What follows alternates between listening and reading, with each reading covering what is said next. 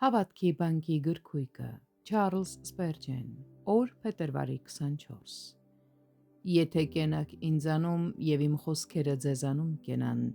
ինչ որ էլ կամենաք կխնդրեք և կլինի ձեզ։ Հովհաննես 15:7 խոսք։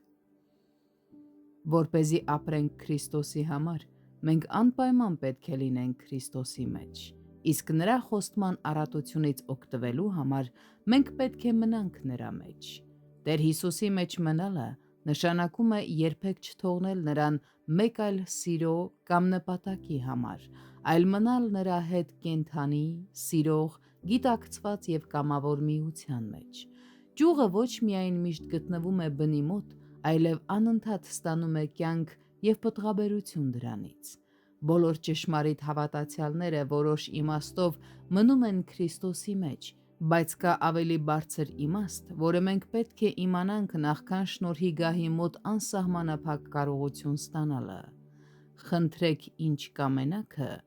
ուղղված է ենովքներին, ովքեր քայլում են Աստծո հետ,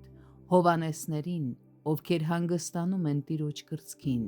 նրանց, որոնց միությունը Քրիստոսի հետ հանգեցնում է մշտական հաղորդակցության։ Սիրտը պետք է մնա սիրո մեջ,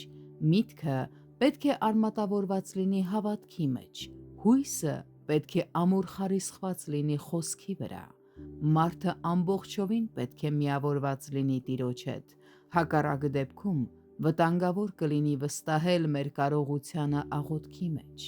Լիարժեք զորություն կարող է տրվել միայն նրան,